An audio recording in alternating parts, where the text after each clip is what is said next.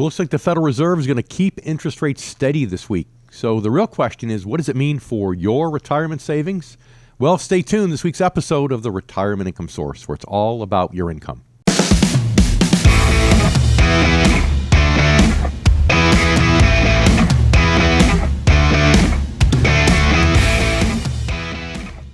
Thank you for spending some time here with us this weekend on the Retirement Income Source, where it's all about your income. I'm Sarah Samuels here with David Scranton. And Dave, it's great to see you. I see that you're surviving this cold front we're having down here in South Florida, actually.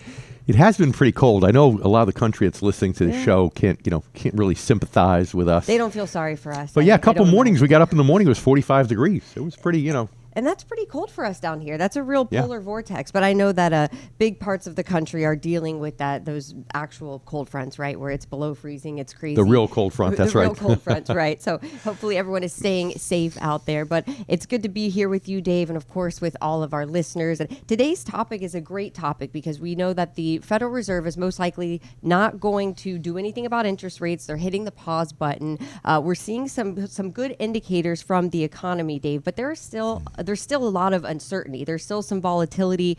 I'm not sure what's going on with Greenland, if the United States is going to actually purchase Greenland somehow, right? We're still not sure what's going on in Venezuela after Maduro was captured. So there's a lot going on geopolitically, tariffs not to mention. So a lot of people are feeling that uncertainty. It's true because the economy isn't looking bad, although it is lopsided toward the high-end consumer, whereas the lower-end consumer, economically speaking, is really struggling because their pay has not kept up with inflation. Many are close, but not quite there. So they haven't had any real growth in income in 7 years, and that's a challenge. But, the fourth quarter preliminary GDP, or economic growth rate, seems to be 5% annualized. Now, they always make some adjustments, but even if they drop it to 3 or 4, that's not bad. Inflation seems to be holding steady under 3. And, of course, the price of oil is a big part of that, and that's holding steady. So a lot of good things in the economy.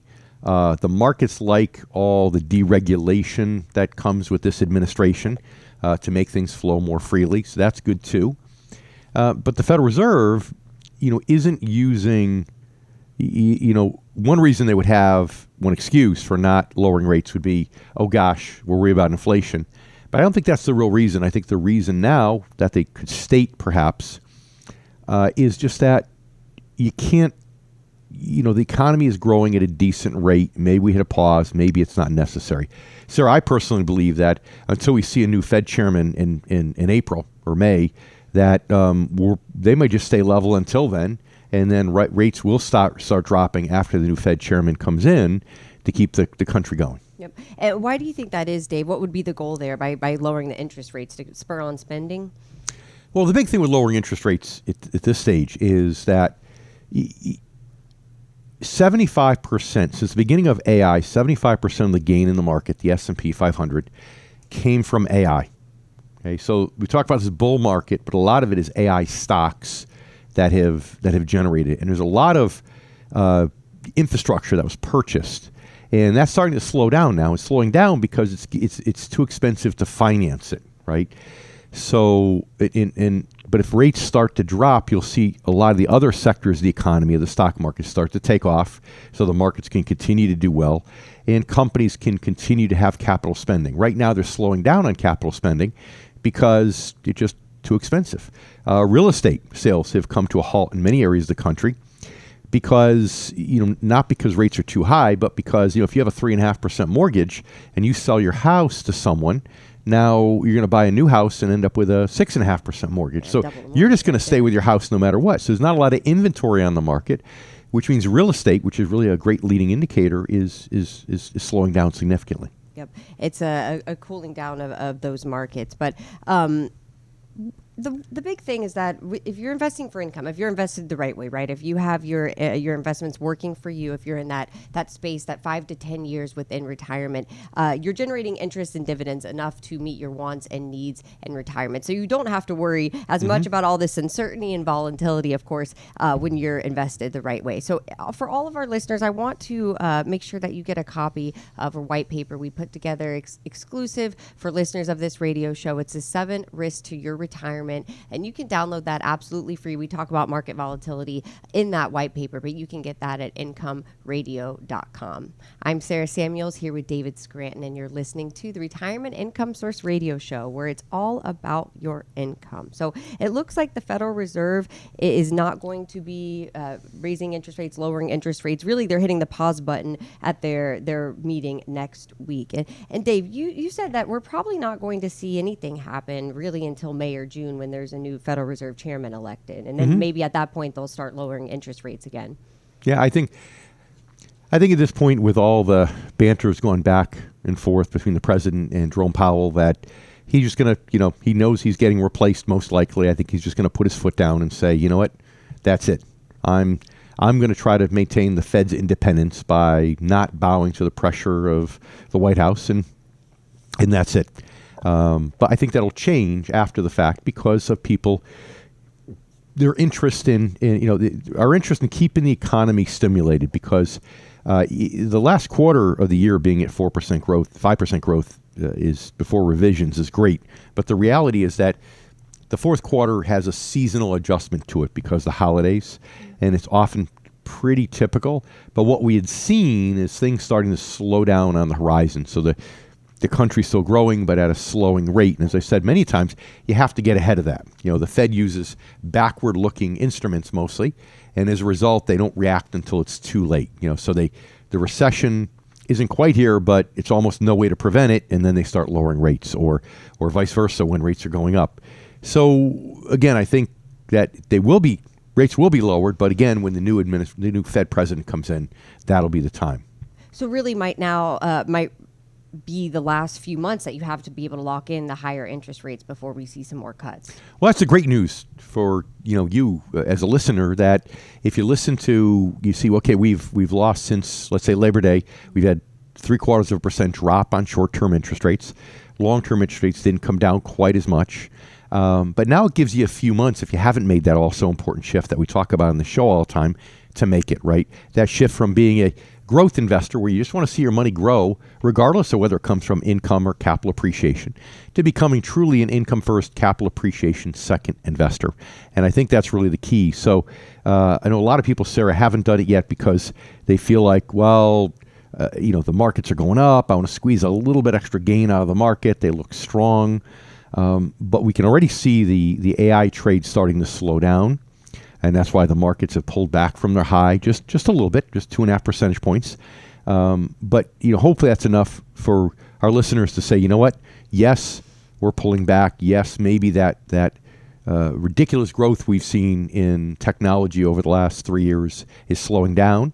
And maybe therefore it's a great chance to diversify and to go to that income first, capital appreciation second approach. Because the reality is that if you're retired, ideally, you should have already done that.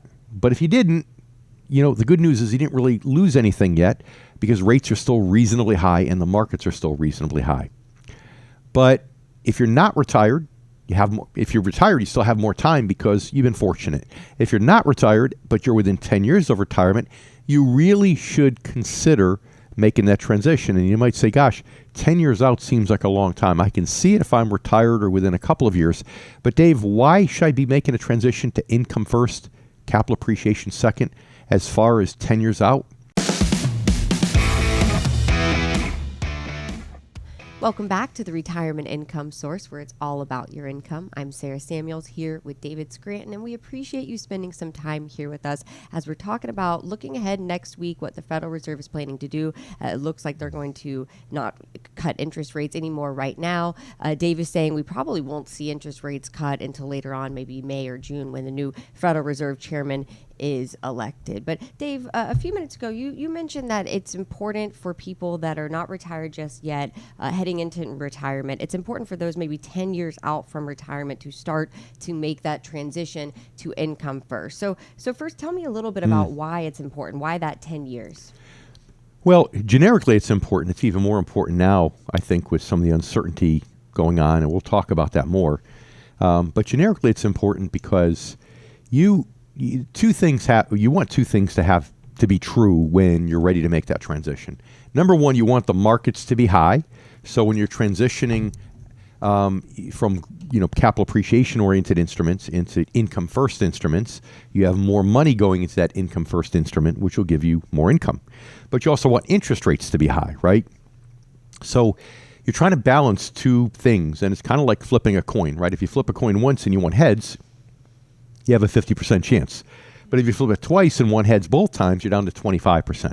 And that's a real challenge. And that's what you're up against here, is that there's really a 25% chance at any given time that the capital appreciation instruments, i.e. the market's high, but also the interest rates are high.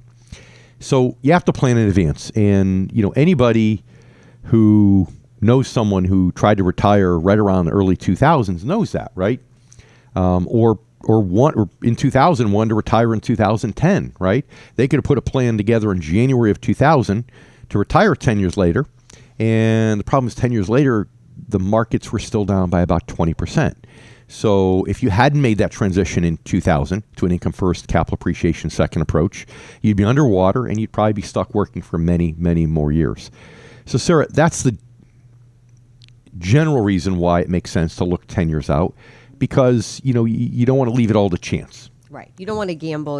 As your statistics are, like you mentioned, it's the chances of getting heads twice, it lowers over time. So it just makes sense to not gamble with this. But what about specifically, and why now, Dave, especially with the uncertainty with tariffs, with the rhetoric we're hearing, with the geopolitical uncertainties in Venezuela, Greenland, everything on the table? Why now specifically? Well, the uncertainty is a real challenge right now because like I said before, a lot of the policies of the current administration are pro-growth. So they're pro-stock market.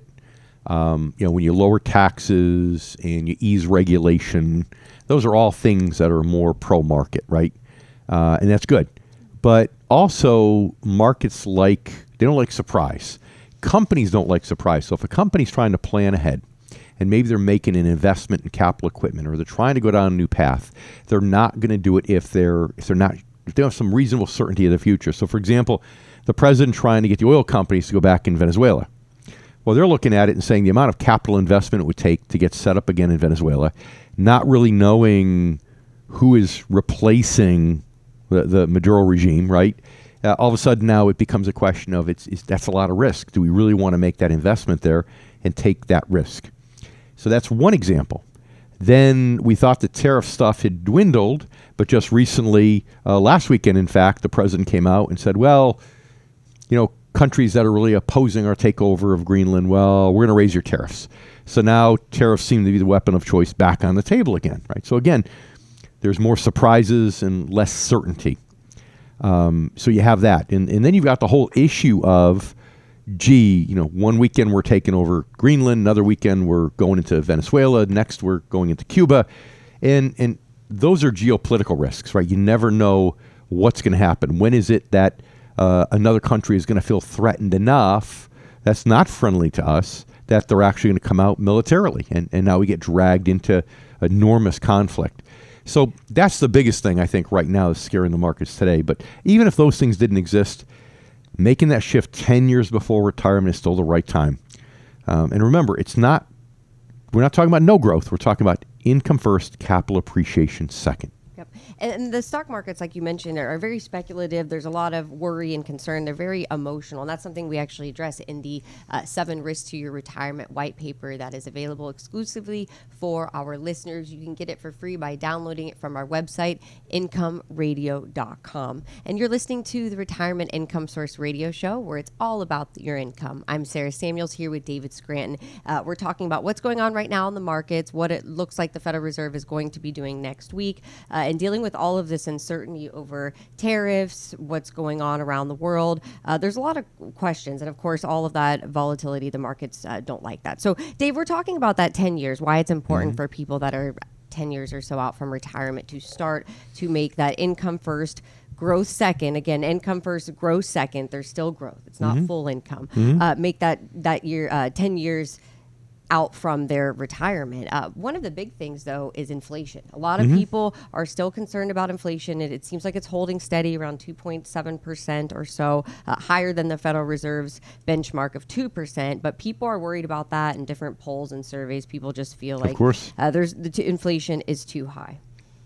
Well, if you're making the shift before retirement, it's really easy because if you're earning 5 or 7% from the income component, that's, double or more than double the inflation rate. So, by reinvesting that, you're actually gaining on inflation, and that's good. And again, some of the instruments that you also have capital appreciation potential, which helps you even more so. If you're retired, there are really two ways to have an inflation hedge, right? One is to generate income but not spend all of it, right? So if you get, let's say, a 6% income stream and you spend 4%, you have 2% reinvested as an inflation hedge. Or you spend 3%, you have 3% reinvested. That's one. The other way is to look at higher dividend stocks. With higher dividend stocks, the yield is a little lower. You're probably not going to average 6%. But yet, with good, healthy companies, over time, the profits increase. As the profits increase, the dividends increase. And as the dividends increase, that gives you an inflation hedge, right? So again, two ways to handle inflation. But I also want to stress that inflation looking forward is not as big of an issue in the near midterm. The reason I think that everyone's feeling inflation right now is because, we had, let's say, over 3 years, we had a 20% jump in the cost of living. Well, you don't give that back. If something that cost $1 now costs $1.20, just because inflation is at 2.7% now doesn't mean it goes back to $1. You still have to pay $1.20. Now, what it does mean is next year it might only go up to $1.22 or $1.23. So the forward-looking inflation is much, much better. But there's not much you can do about the backward-looking inflation because the backward-looking inflation is here. It gets priced in and all that. And that's one of the myths about inflation is that inflation isn't about the price level. It's about the rate of increase of the price level year over year. So even when it subsides, you don't get back to lower prices. What about healthcare inflation and medical expenses? Well, healthcare is crazy. The inflation rate for healthcare is, almost double the regular inflation rate historically speaking. So I would say pretty much have to count on 6%. You have to count on medical costs doubling at least every 12 years, maybe every 8 to 10 years. So that's why it's so important too, going into retirement to make sure you know what your medical insurance options are, to make sure what your home health care options are.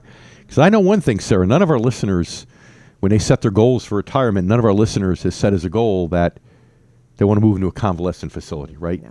So if you don't want to do that, then you need to stay self-sufficient economically in retirement, even if you take sick. And how do you do that? Well, you either self-insure or you have long-term care insurance. But no matter what your choice is, you need to have a plan to take care of yourself, and you have to realize that those medical costs will increase. They'll double every 8 to 12 years for sure. And we want to hear from you. We're going to be answering some listener questions during our Ask Dave segment. So if you have a question, please call in now to our Ask Dave hotline. That phone number is 833-RIS Radio. That's 833-747-7234. I'm Sarah Samuels here with David Scranton, and you're listening to the Retirement Income Source, where it's all about your income.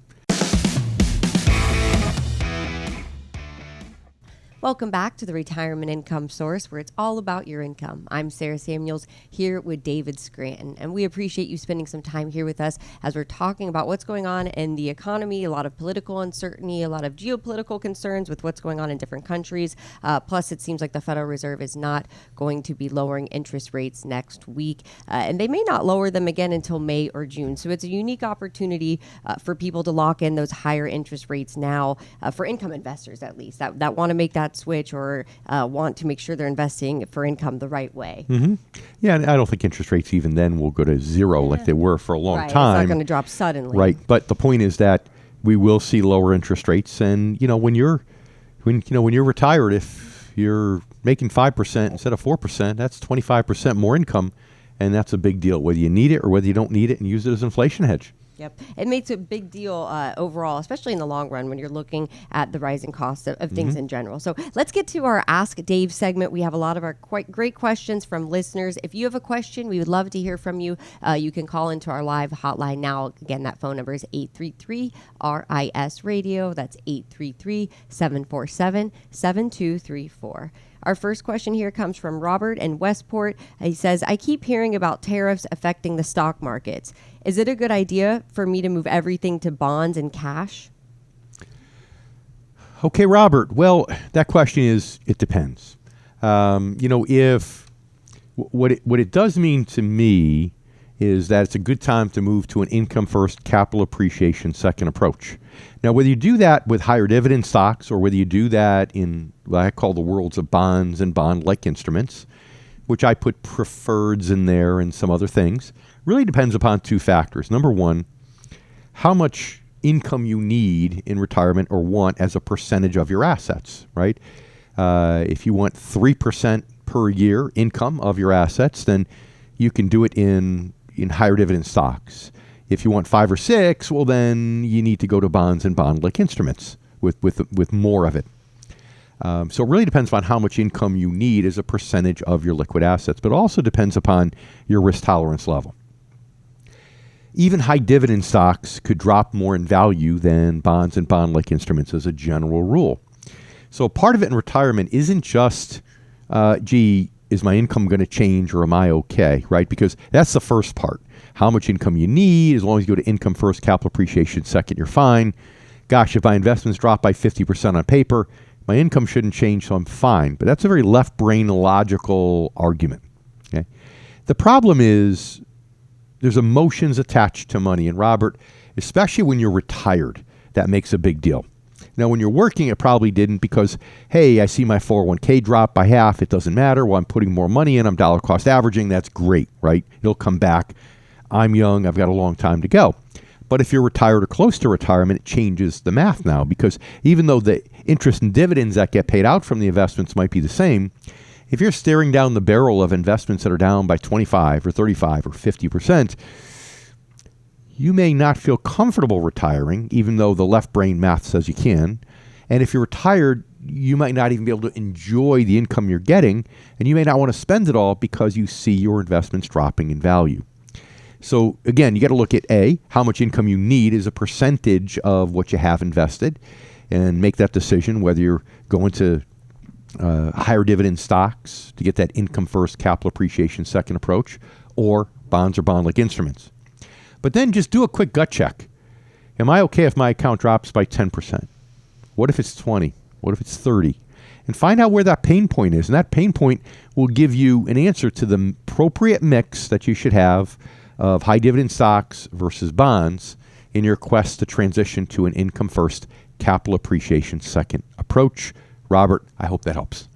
Robert, thank you so much for sending in your Ask Dave question. Robert submitted his question through our website, which you can do as well. It's incomeradio.com. And I'm going to make sure that our team sends Robert the case for income generation. That way he can get an understanding of what income generation actually means and all the different investment opportunities available to him. Because a lot of people, they don't understand that there's several different options, again, all depending on their risk tolerance and their needs and wants, of course, but a lot of different options out there. Our next question comes from Linda in Guilford. She says, I've been invested heavily in the Magnificent Seven stocks. I've just realized I'm way too concentrated in these funds, even though they've served me well. Do you think I should diversify more? This is Linda, you said? Linda. All right, Linda, well, you're absolutely correct. The S&P 500 is heavily weighted toward those Magnificent Seven. It's funny because a lot of the return of the S&P 500 has come from the top 7 that you're referring to, not the bottom 493. But that seems to be changing this month. We're seeing it spread out a bit. So my best gut instinct, again, I don't know you, I don't know your situation. It's really hard to answer. But my gut tells me, yes, it's a great time to diversify that, which means even if you want to stay in the stock market, an index fund might not be the answer. You might need to go to something that's more individually managed, so the stocks can be chosen not to be so technology laden, right? Because over the long run, we have, if you look at the returns of the S&P 500 versus the returns of an equal weighted market, where those big 7 stocks don't have as much of a weighting, over the long run, the equal weighted stuff has outperformed the stuff that's heavily weighted toward technology. It just hasn't been that way the last 3 years. So yes, I think it's a good thing to diversify that. I think now is probably a good time. But the question you need to consider, I think, is, do I want to diversify just in the stock market, or do I want to diversify and get some bonds and bond-like instruments? So I think the simple answer is it depends upon if you're retired or how close you are to retirement. The closer you are, the more conservative you probably want to be. But even if you're that full 10 years out of retirement and you're an aggressive investor, at bare minimum, if you switch out of that S&P fund and you diversify into a more sector equally weighted portfolio, and maybe go to an income first, capital appreciation second approach, but do it in the stock market, my best crystal ball tells me that will serve you well. Now, if you're in your 20s or 30s or early 40s, maybe you don't have to worry about it. But I assume, because you're listening to this show, that that's not the case.